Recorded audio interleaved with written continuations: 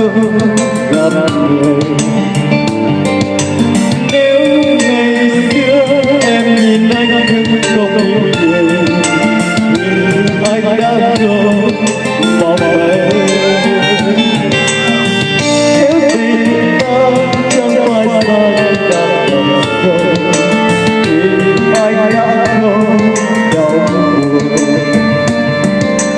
Nếu lòng anh không còn yêu em hơn chính mình, thì anh đã quên được em. Làm sao để đừng in dấu chân anh mỗi ngày, làm sao cho lòng anh thôi gọi tên em trong một giấc mơ. Làm sao để mùa thu đừng rơi khi anh đang nhớ. Làm sao khi thấy mưa anh không buồn.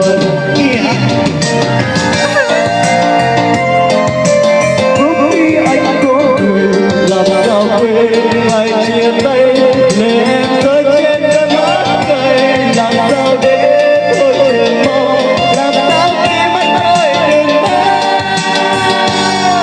Rằng ngày mai thấy em quay trở về.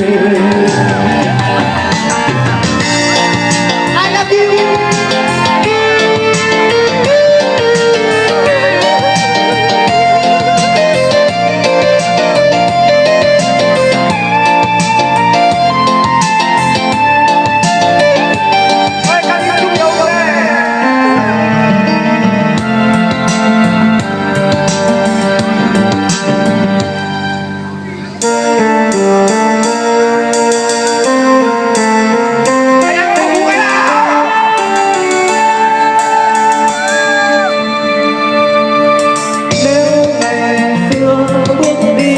Qua con đường mưa thì anh đã không gặp người.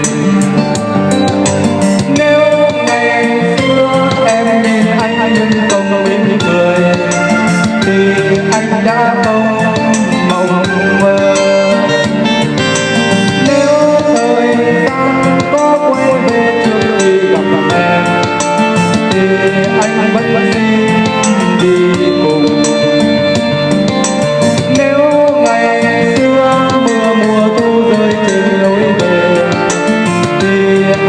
Vẫn không vội qua.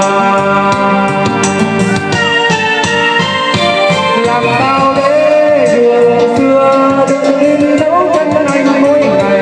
Làm sao cho lòng anh thôi gọi tên em trong mỗi giấc mơ.